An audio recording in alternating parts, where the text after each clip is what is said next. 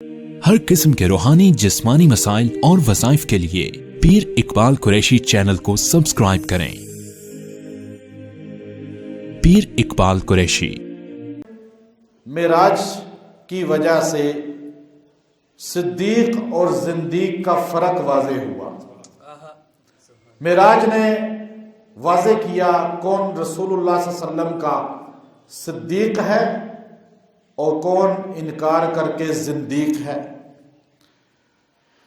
اگر رسول اللہ صلی اللہ علیہ وسلم یہ فرماتے کہ میں خود گیا، پھر تو اعتراض کرنے والے کا اعتراض بنتا تھا۔ اللہ رب العزت نے سورہ بنی اسرائیل کے آغاز میں فرمایا سبحان الذی، پاک ہے وہ ذات۔ اللہ رب العزت نے تعارف کراتے ہوئے فرمایا کہ خود نہیں گئے بلکہ لے جانے والی کوئی ذات ہے۔ وہ ذات قادر ہے کہ لاکھوں کا مجمع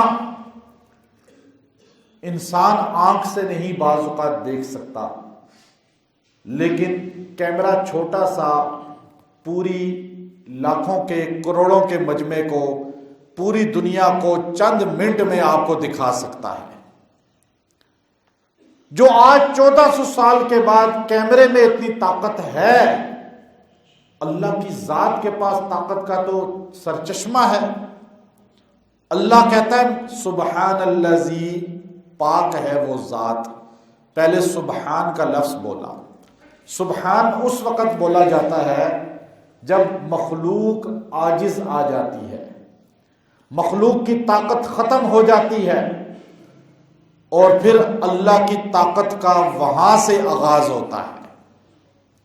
فرشتوں کو اللہ نے کہا تم کہتے ہو کہ آدم کو خلیفہ یا تخلیق کیوں کی گئی، اعتراض کرتے ہو، چلو تم ایسا کرو ان سبزی پھلوں کے نام بتاؤ۔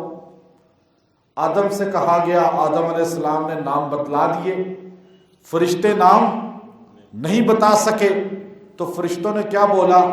قالوا سبحانک لا علم لنا، اے اللہ تو پاک ہے، کیونکہ ہماری طاقت ختم ہو گئی، قدرت ختم ہو گئی۔ ہم نماز میں کھڑے ہوتے ہیں، اللہ اکبر کے بعد کیا لفظ بولتے ہیں؟ سبحانک اللہم، اے اللہ اب یہاں ساروں کی طاقتیں ختم، اقتدار ختم، حیثیت ختم۔ وزیر ہے، بادشاہ ہے، عالم ہے، شیخ الحدیث ہے، ولی ہے، صحابی ہے، یہاں تک کہ نبی ہے، وہ کیا کہتا ہے کہ اے اللہ سبحانک، تو پاک ذات ہے۔ کس چیز سے پاک ہے؟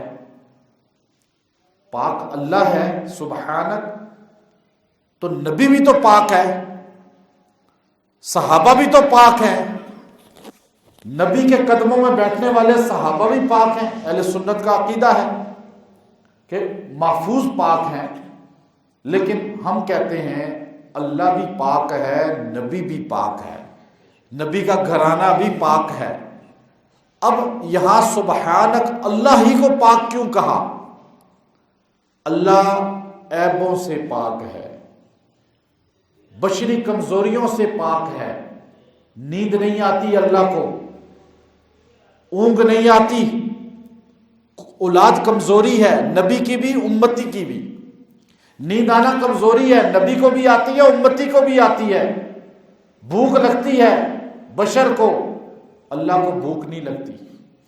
اللہ ان کمزوریوں سے پاک ہے۔ پھر ہم اس نبی کو قرآن میں دیکھتے ہیں جس نے 4 اندھیروں کے اندر جب سارا کچھ ختم ہو گیا، مچھلی کے پیٹ میں اس نے کیا کہا؟ لا الہ الا انت سبحانک، اے اللہ تیرے علاوہ ہے ہی کوئی نہیں، تو پاک ذات ہے، ہر اقتدار تیرے پاس ہے۔ تو اللہ نے یہاں سبحان الذی اسری یہ بولا۔ اچھا، یہ واقعہ معراج ہے، اس کے متعلق حدیث بھی ہے، صحیح حدیث، قرآنی آیات بھی ہیں۔ بعض لوگ یہ کہتے ہیں کہ معراج کیسے ہو سکتا ہے کہ چند لمحوں میں حضور صلی اللہ علیہ وسلم گئے اور واپس آ گئے. وہ چند لمحے سمجھ نہیں آتے. سب سے بڑی بات یہ ہے کہ قرآنی آیات تو ہیں ہی، لیکن حدیث بخاری شریف مسلم شریف میں متفقن علیہ حدیث، جو حدیث ایک نمبر درجے کی ہے، کتابیں بھی اس میں اس پر احادیث آئی ہیں، اور حدیث بھی اس صحابی رسول سے روایت ہے جن کا نام مالک ابن صعصع رضی اللہ تعالیٰ عنہ ہے. حالانکہ معراج کی احادیث مسلم شریف میں بھی ہے انس ابن مالک رضی اللہ تعالیٰ عنہ سے، اور اسی طرح چند اور صحابہ سے بھی ہے، لیکن بخاری شریف کے اندر جب آپ معراج کی حدیث پڑھیں گے تو مالک ابن صعصع رضی اللہ تعالی عنہ وہ صحابی رسول ہے جو صحابہ کی جماعت میں زیادہ حدیث کی روایت پسند نہیں کرتے تھے. زیادہ راوی نہیں ہے وہ حدیثوں کے، بلکہ اس حدیث کے علاوہ وہ کسی حدیث کے راوی ہی نہیں ہے. مضبوط صحابی تھے، اور صحابہ میں اس درجے کے صحابی تھے جو الفاظ کو صحیح معنوں میں محفوظ کر کے آگے بیان کرنے میں کمال رکھتے تھے. یہی وجہ ہے کہ صحابہ اکرام جو دیگر رسول اللہ صلی اللہ علیہ وسلم کی بارگاہ میں 10 سال خدمت پہ مامور تھے، جن میں ماہناز صحابی انس ابن مالک ہیں اور دیگر صحابہ بھی، جب حدیث معراج کے متعلق روایت کرنی ہوتی یا پوچھنا ہوتا تو آپ سارے صحابہ مالک ابن صعصع رضی اللہ تعالیٰ عنہ کی بارگاہ میں جاتے تھے اور کہتے تھے کہ مالک وہ صحابی ہیں جو حدیث کے الفاظ کو صحابہ میں سب سے زیادہ سمجھنے والے اور محفوظ کرنے والے ہیں. اس لیے بخاری میں جو حدیث ہے ان قتادہ ان انس ابن مالک، وہ انس ابن مالک جو ہیں وہ یہ نہیں کہہ رہے کہ میں نے رسول اللہ صلی اللہ علیہ وسلم سے سنا، بلکہ وہ کہہ رہے ہیں کہ ان مالک ابن صعصع ان النبی صلی اللہ علیہ وسلم حدثهم ان لیلۃ الاسرا بہم. اب یہ وہ مالک ابن صعصع کہہ رہے ہیں کہ ہم نے رسول اللہ سے سنا، گویا کہ یہ حدیث مرفوع ہو گئی کہ مالک کہہ رہے ہیں ہم نے حضور سے سنا، گویا کہ حضور ہمیں خود واقع معراج سنا رہے ہیں اور حضور علیہ السلام سارا بتلا رہے ہیں. کیا؟ اب یہ بخاری کے الفاظ ہیں. قرآن نے بتایا سبحان الذی اسرا بعبدہ لیلا، چونکہ رات کو اللہ لے کے گیا. اسرا کہتے ہیں سیر کو، نبی کو اللہ نے سیر کرائی ہے، یہ نہیں کہ خالی دکھایا ہے. پھر اسرا مکہ سے بیت المقدس تک کے سفر کو بولا جاتا ہے. معراج بیت المقدس سے عرش مالا تک کے سفر کو بولا جاتا ہے. اب آپ کے پاس جبرائیل آئے، اب وہ بتا رہے ہیں امام حضرت مالک ابن صعصع رضی اللہ تعالیٰ عنہ کہ نبی صلی اللہ علیہ وسلم دار ام ہانی میں آرام فرماتے کعبۃ اللہ کے صحن کے ساتھ. جبرائیل تشریف لائے فرشتوں کے ساتھ. اب دروازے سے نہیں آئے، کھڑکی سے نہیں آئے، بلکہ دستک دینا بے ادبی سمجھی. لوگ تو کالز پہ کالز کرتے ہیں نا، اب ہمیں بھی کال اور کال وہ بند ہی نہیں کرتے، یہ بے ادبی ہے. جبرائیل فرشتوں کا سردار، نبیوں کے سردار کے پاس آ رہا ہے تو یہ نہیں ہے کہ آگے دروازے کو بجانا شروع کر دیں، بیلیں مارنا جیسے آج کل. ادب بتا رہے ہیں، بڑوں کو کال کرنی ہے میسج کریں، ایک کال کریں بس بند کر دیں. اب آپ نے دستک بھی نہیں دی کہ کہیں حضور صلی اللہ علیہ وسلم نیند میں تکلیف میں نہ آئیں ایک دم اٹھنے سے. یا نیند خراب نہ ہو، کھڑکی نہیں کھٹکھٹائی، چھت کو شق کیا اور اندر داخل ہوئے۔ اب جا کے اٹھائے کس طرح؟ ادب رسول دیکھیے، نوریوں کا سردار، نبی کی شان نوریوں سے اونچی ہے۔ نوریوں کا سردار تو ہمارے نبی کا نوکر ہے، خادم ہے۔ وہ نوریوں کا سردار آیا، نبی کے سامنے کھڑا ہو گیا، اب اٹھائے کیسے؟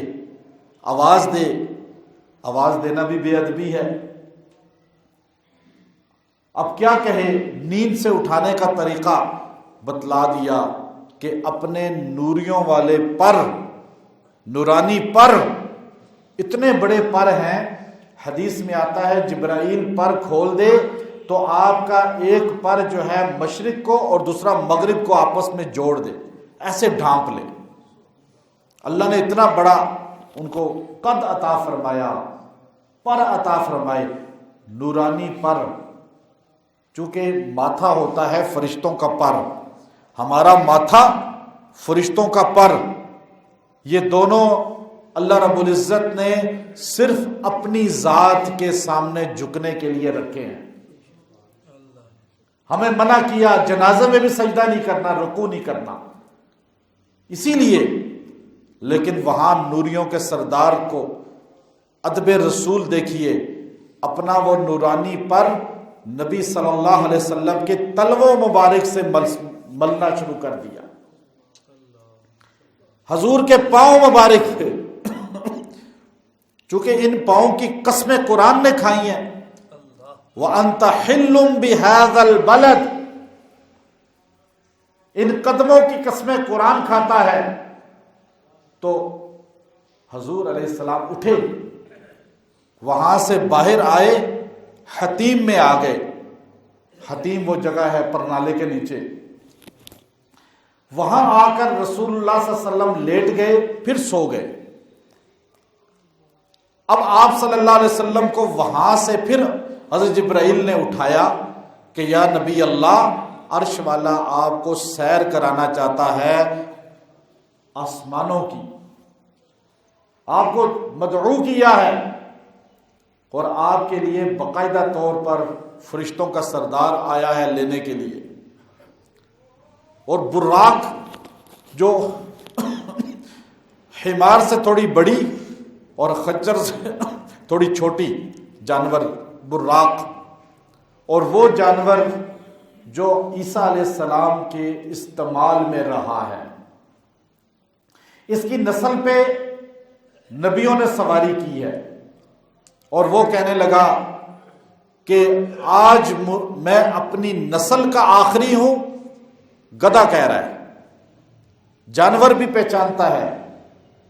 جانور کیا کہتا ہے کہ مجھے فخر ہے کہ میری نسل پہ نبیوں نے سواری کی ہے، میں اپنی نسل کا آخری جانور ہوں، اور یہ نبیوں میں آخری نبی ہے۔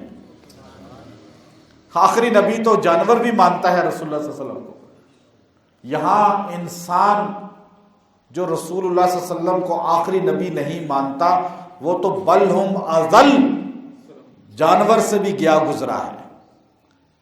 اب آپ صلی اللہ علیہ وسلم سوار ہوئے، اور آپ کو یہاں سے اسرا کا سفر ہے۔ یہ آپ صلی اللہ علیہ وسلم، دو روایتیں، ایک روایت میں کہ آپ صلی اللہ علیہ وسلم جب براق پہ بیٹھے، براق پہ آپ کے ردیف بن گئے حضرت جبرائیل، آپ کے پیچھے بیٹھ گئے۔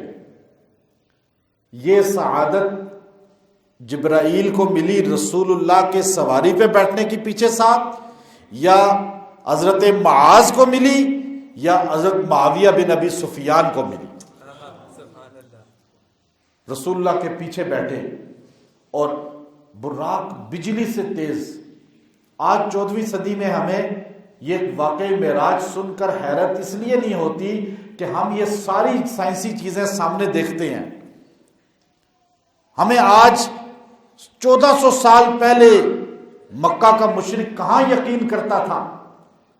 جب آپ نے واپس آ کر بتایا تو ابو جہل گلیوں میں پھرتا تھا اور آوازیں کستا تھا، دیکھو کل کہتا تھا اللہ ایک ہے، کوئی لات و عزا کچھ نہیں کر سکتا، کوئی فرش پر اللہ کا شریک نہیں ہے، کوئی حاجت روا نہیں ہے، کوئی مشکل کشا نہیں ہے۔ ہمارے سارے خداؤں کو، سارے حاجت رواؤں کو، سارے مشکل کشاؤں کا رد کر کے ایک کے سامنے ہمیں جھکنے کی تبلیغ کرنے والا آج کہتا ہے میں ایک لمحے میں ساتوں آسمانوں کو بھی دیکھ آیا اور زمین کی بھی سیر کر آیا۔ کہنے لگا یہ ہو نہیں سکتا۔ مکہ کے مشرکوں کے ایک ایک کے گھر میں جا کر گلی میں روک کر انہیں کہتا تھا بتاؤ کیا کوئی آدمی ساتوں آسمانوں کو ایک رات میں دیکھ سکتا ہے، بیت المقدس جا سکتا ہے، یہ سارا سفر کر سکتا ہے؟ تم بتاؤ مکہ کے لوگوں، یہاں سے بیت المقدس جانے کے لیے 1 مہینہ لگتا ہے، 1 مہینہ جانے میں لگتا ہے، 1 مہینہ آنے میں لگتا ہے، پھر اس کو چھو کے بھی آ جائے تو 2 مہینے تو صرف ہوتے ہیں، لیکن یہ مکہ کا ہمارا عبد المطلب کا بیٹا اور یہ محمد بن عبداللہ یوں کہتے ہیں کہ میں راتوں رات گیا، ساتوں آسمانوں کو بھی دیکھ آیا اور بیت المقدس میں امامت بھی کر آیا۔ مشرک کہتے تھے نہیں ایسا ہو سکتا، نہیں ہو سکتا۔ ایک آدمی چلتا ہوا آ رہا تھا جس کو ابو بکر کہا جاتا تھا، ابو جہل نے اس کو دیکھا تو فوراً اس کو روکا اور کہا ابو بکر تو یہ بتا کیا کوئی آدمی ایک رات میں بیت المقدس جا سکتا ہے، واپس آ سکتا ہے، ساتوں آسمانوں پہ جا سکتا ہے؟ اس نے کہا نہیں ایسا کوئی نہیں کر سکتا۔ کہا لیکن تیرے دوست نے کہا ہے، محمد الرسول اللہ نے کہا ہے کہ میں رات ہی میں وہاں گیا، واپس آیا، وہاں بھی گیا، یہ سارا کچھ دیکھا۔ ابو بکر نے فرمایا کوئی انسان یہ نہیں کر سکتا، لیکن محمد بن عبداللہ کہہ رہے ہیں ہو سکتا ہے، اس لیے کہ وہ اللہ کے رسول ہیں۔ آپ دیکھیے قرآن میں ایک بندے کا ذکر ہے، سلیمان نبی اپنے دربار میں کہتے ہیں بتاؤ ملکہ بلقیس کا تخت کون لائے گا؟ وہ تخت جو 40 ہاتھ اس طرح تھا، 80 ہاتھ اس طرح تھا، اتنا چوڑا تخت کون لائے گا؟ تو آپ نے کہا میرے درباریوں تم میں سے کوئی ہے جو اس تخت کو لے آئے جلدی یہاں پہ؟ قال عفریت من الجن، ایک جن کھڑا ہو گیا، وہ کہنے لگا میں لا سکتا ہوں، آپ کے اٹھنے سے پہلے ظہر تک یہ تخت آپ کے سامنے ہوگا، 4-5 گھنٹے میں۔ یہ بھی بڑی بات تھی۔ تو آپ نے کہا نہیں اس سے بھی پہلے کوئی تخت لائے۔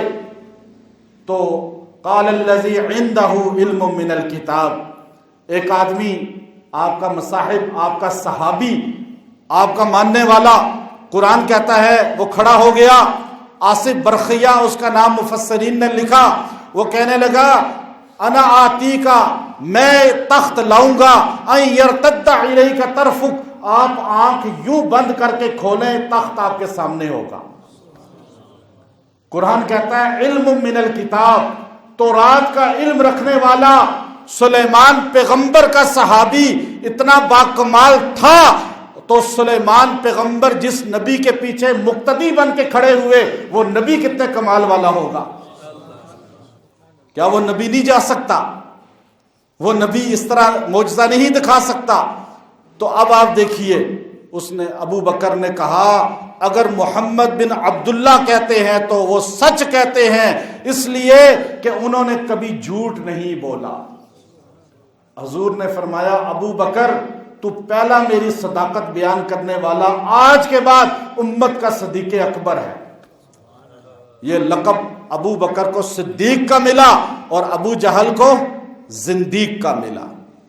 اب آپ کو براق پہ اٹھایا گیا، بٹھا کر، یہ نہیں ایک دم بیت المقدس، پہلے مدینہ اتارا گیا، کہا یا رسول اللہ یہ آپ کا شہر ہے، یثرب نام ہے، کبھی آپ گئے نہیں، پہلے کبھی نہیں گئے، قدم آپ کے نہیں لگے پہلے، چونکہ آپ کے قدم پہلے اس لیے نہیں لگے، اللہ نے بیماریوں والے شہر، آفات والے شہر، جہاں لوگ نہیں جاتے تھے کہ جائیں گے بیمار ہو جائیں گے، بارش نہیں ہوتی، قحط ہوتا ہے، جانوروں کی، موذی جانوروں کی بہت زیادہ وہاں پر جو ہے کثرت ہے، لیکن آپ کے قدم لگتے ہی یثرب مدینہ بن گیا۔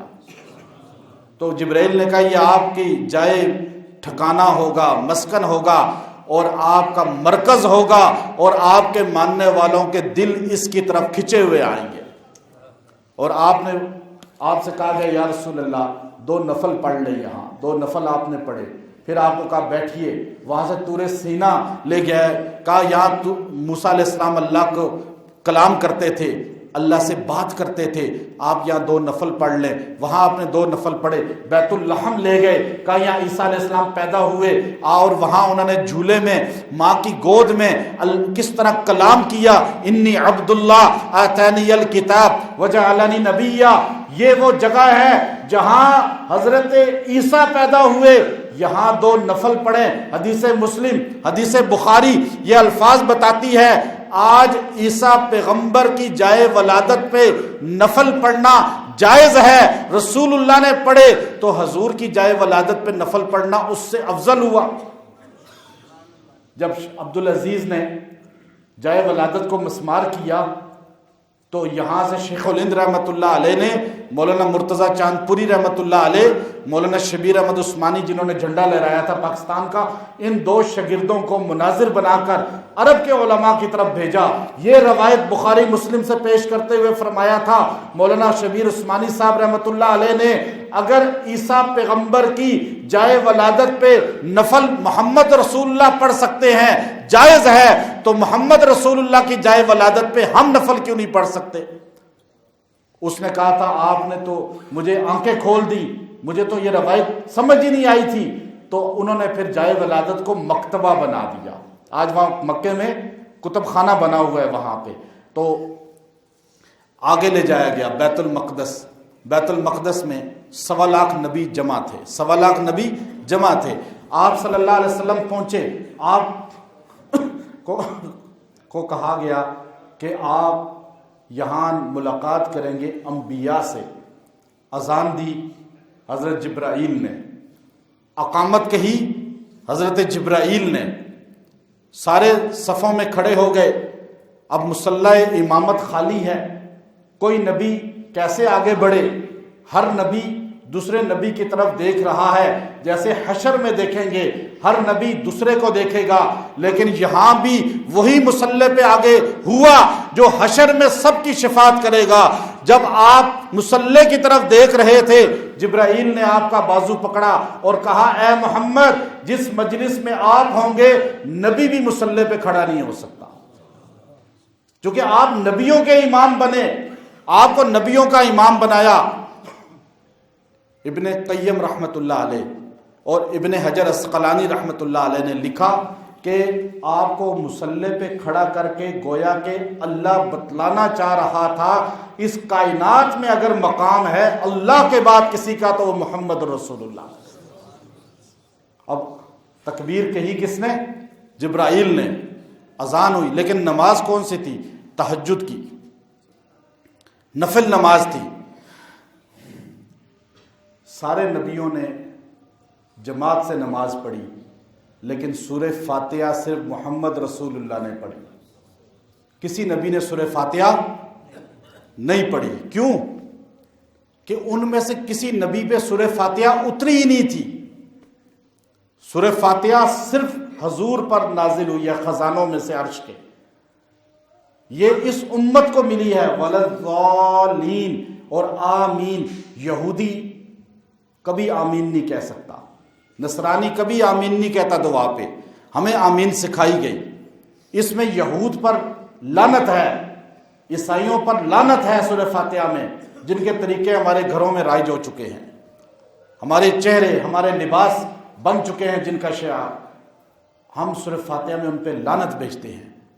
اب نبیوں پہ نازل نہیں ہوئی تھی، کسی نبی کو نہیں پتا تھا سورہ فاتحہ کا، نماز ہوئی یا نہیں ہوئی۔ اسی پر احناف کہتے ہیں امام کی سورہ فاتحہ مقتدیوں کے لیے کافی ہے، جو کہ حضور نے سورہ فاتحہ پڑھی تو نبیوں کے لیے کافی ہوئی۔ امام سورہ فاتحہ پڑھے گا تو مقتدی نہیں پڑھیں گے پیچھے، اور نماز ہو جائے گی. جو کہتے ہیں جی نہیں ہوتی نماز سورہ فاتحہ کے بغیر، مقتدی کو ہی پڑھنا چاہیے، تو وہ بتائیں گے کہ ان نبیوں کی نماز ہوئی یا نہیں ہوئی. اچھا اب آگے آپ کو یہاں سے عرش کی طرف، اب آپ دیکھیے میں مختصر بات کر کے ختم کرتا ہوں. پہلا آسمان، یہ معراج ہے. معراج یہاں سے شروع ہوا، عروج سے ہے معراج. چونکہ ہر نبی کا معراج ہوا ہے، ہر نبی کو معراج ہوا ہے، لیکن جیسے معراج ہمارے نبی کو ہوا ایسا کسی کا نہیں ہوا. نبیوں کا معراج بطور آزمائش تھا، ہمارے نبی کا معراج بطور عطا تھا، بطور تحفہ تھا. آدم کو معراج ہوا، 40 سال جدا کر کے اپنی زوجہ سے جنت سے زمین پر بھیجا، رلایا. 40 سال کے بعد عرفات میں معراج عطا فرمایا. نوح پیغمبر کو 960 سال پتھر کھا کھا کر پھر آخر میں اللہ تبارک و تعالی نے کس طرح اس کشتی میں معراج عطا فرمایا. حضرت ادریس علیہ السلام کو اللہ نے معراج دیا، لیکن آزمائشوں کے بعد آسمان پہ اٹھانے کے بعد حضرت شیس علیہ السلام کو کس طرح صعوبتیں برداشت کرنے کے بعد ایک عروج ملا، معراج ملا. حضرت ابراہیم کو 40 دن تک آگ کے اندر رکھنے کے بعد، وہ آزمائش گزارنے کے بعد معراج عطا ہوا. حضرت اسماعیل کو چھری کے نیچے چر جانے کے لیے، تیار رہنے کے لیے اللہ نے کس طرح معراج عطا فرمایا. حضرت دانیال کو جیل میں صعوبتیں برداشت کرنے کے بعد معراج عطا ہوا. حضرت ایوب کو اس بیماری کے ایام میں کس طرح تکلیف کاٹنے کے بعد معراج عطا ہوا. حضرت موسیٰ علیہ السلام کو کس طرح جو ہے وہاں سے در بدر پھر کر شعیب علیہ السلام کی بستی میں 12 سال بکریاں چرانے کے بعد معراج عطا ہوا. حضرت دانیال علیہ السلام جیل میں معراج ملا. حضرت یحییٰ کی گردن کاٹ دی گئی، جب آپ کی گردن کٹ رہی تھی اللہ نے معراج عطا کیا. حضرت زکریا علیہ السلام آرے سے چیرے جا رہے تھے، جسم کے ٹکڑے ہو رہے تھے، اللہ نے آپ کو معراج عطا کیا. حضرت یونس پیغمبر کو 40 دن تک کس طرح مچھلی کے پیٹ میں اندھیروں کے اندر رکھا، اس کے بعد اللہ نے معراج عطا کیا. حضرت یوسف کو جیل کے اندر رکھنے کے بعد معراج عطا ہوا. حضرت یعقوب کی بینائی چلی گئی، 40 سال روتے رہے، اللہ کے سامنے دعائیں کرتے رہے، اللہ نے معراج عطا کیا. ہر نبی کا معراج بطور آزمائش تھا، لیکن ہمارے نبی کا معراج ہوا. اللہ نے کس طرح آسمانوں پہ بلایا، اپنا دیدار کرایا، عرش معلیٰ پہ بٹھایا اور خود کلام کیا. یہ معراج صرف محمد رسول اللہ کا ہے اور کسی نبی کا نہیں ایسا معراج. اب اللہ پہلے آسمان پہ، بخاری کی حدیث، جبرائیل ساتھ ہیں، فاستفتح الباب، آسمان پہ دستک دی. یہ نہیں کہ ایک دم جا سکتا ہے بندہ، پیرے ہیں. اندر سے آواز آئی، لمن ھذا، کون ہو؟ علم غیب تو اللہ ہی جانتا ہے نا، فرشتے بھی نہیں جانتے، تو میں کیسے جانتا ہوں؟ کوئی بھی نہیں جانتا. پوچھا لمن ھذا، قال جبرائیل. لمن معک، ساتھ کون ہے آپ کے؟ قال محمد رسول اللہ. قد ارسل اللہ، یہ الفاظ بخاری کے بتا رہا ہوں آپ کو میں. قد ارسل اللہ، کیا اللہ نے ان کو بلوایا ہے؟ نعم، جی ہاں بلوایا ہے. یہ نہیں ہے کہ اللہ نے حکم نہیں دیا تھا فرشتوں کو کہ بھائی آنے دینا ہے. ایک اصول بتا رہے ہیں، جب آپ بھی کہیں کسی دفتر کسی جگہ جائیں، کسی ملک میں جائیں تو وہاں کے رولز کی پابندی کریں. یہ نہ کہیں جی میں تو آرمی کا ہوں، میں تو فلاں جج کا بیٹا ہوں، میں تو فلاں. آج کل یہی چل رہا ہے نا، صرف قانون غریب آدمی کے لیے نہیں. آسمان والا بتا رہا ہے کہ نبی محمد رسول اللہ بھی آ رہے ہیں تو قانون کو فالو کر رہے ہیں. قانون غریب امیر کے لیے نہیں، سب کے لیے ہوتا ہے. ہمارے ہاں تو طبقے بنے ہوئے ہیں. تو آپ علیہ السلام ناراض نہیں ہوئے کہ مجھے کیوں روکا گیا آسمان پہ؟ بخاری کی حدیث بتا رہی ہے. جبرائیل ناراض نہیں ہوئے کہ وی آئی پی پروٹوکول تھا جی، یہاں تو روڈ بلاک ہو جاتے ہیں، گھنٹہ گھنٹہ لوگ کھڑے رہتے ہیں، جی گزر رہا ہے، جی فلاں گزر رہا ہے. یہ پروٹوکول نہیں ہے اللہ کو پسند. 7 آسمانوں کی سیر کرائی اور پھر آپ دیکھیے پہلے آسمان پہ جیسے ہی دروازہ کھل گیا، آپ داخل ہوئے تو کہہ رہے ہیں مرحبا مرحبا مرحبا، کہہ رہے فرشتے سارے جمع ہو گئے. تو آپ کی ایک دم ھذا ابوک، ایک بزرگ بیٹھے تھے، باپ آدم ہیں، فسلم علیہ، سلام کریں ان کو.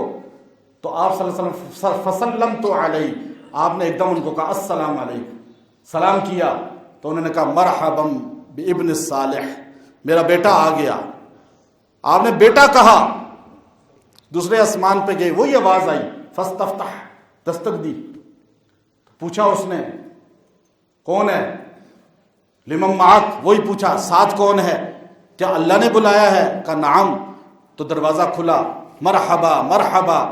تو اب وہاں حضرت عیسیٰ علیہ السلام اور حضرت یحییٰ سے ملاقات ہوئی. فرمایا کہ یہ آپ کے بھائی ہیں، اخوک، بھائی کہا. بنی اسرائیلی پیغمبر ہے نا، چونکہ بنی اسرائیل پیغمبر 70,000 حضرت اسحاق کی اولاد میں آئے. یہ سارے پیغمبر بنی اسرائیل کے ہیں، اور اسماعیل علیہ السلام کی اولاد میں صرف حضور آئے ایک پیغمبر. تو اس لیے ان کو بھائی کہا، بیٹا نہیں کہا. ابراہیم علیہ السلام سے ملاقات میں بیٹے کا لفظ بولا.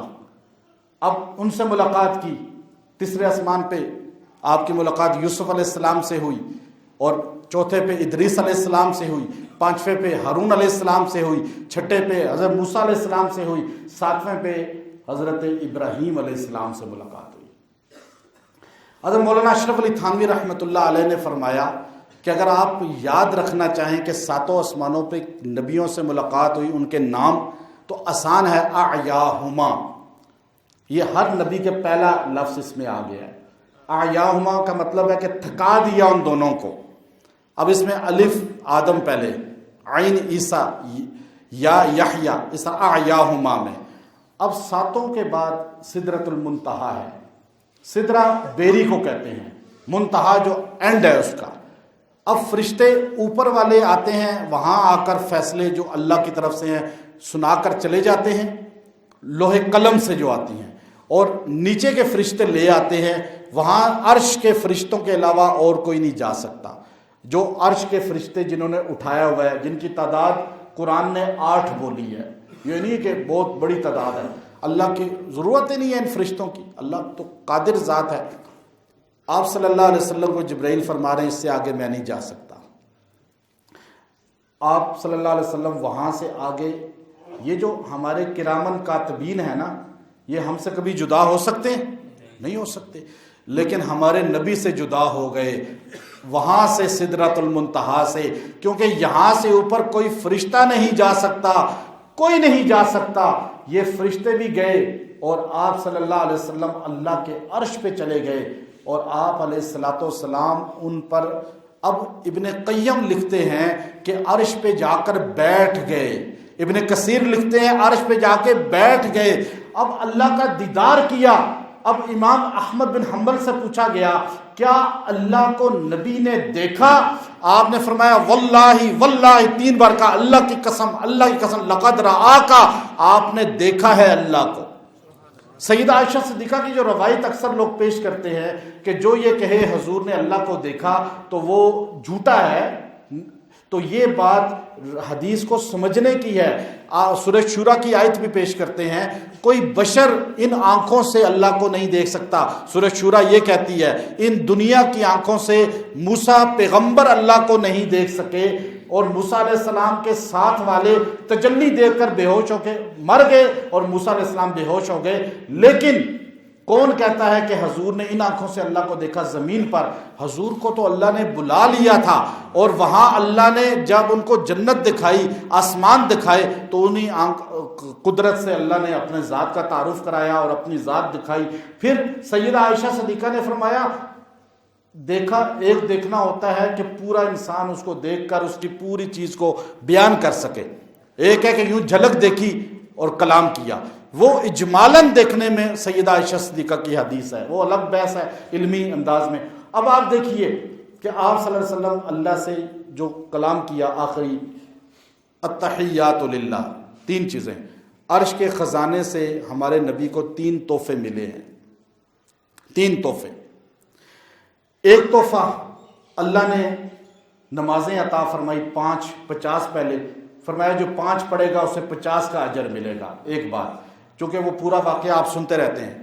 دوسرا اللہ نے ہمارے نبی کو فرمایا کہ میں آپ کو ایک تحفہ امت کے لیے دیتا ہوں، آپ کی امت کے لیے۔ حضور کو تو مل گیا، سب کچھ ملنا تھا۔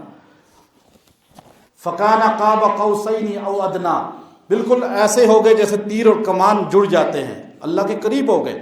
لیکن امت کے لیے اللہ نے تحفہ کیا دیا کہ اللہ نے فرمایا، سورہ بقرہ کا آخری رکوع 2 آیتیں، آمن الرسول، یہ کسی نبی کو نہیں ملے، کسی امت کو نہیں ملے، اتنے پر تاثیر پر طاقت ہے امت محمدیہ، ان کی طاقت سے ناآشنا ہے۔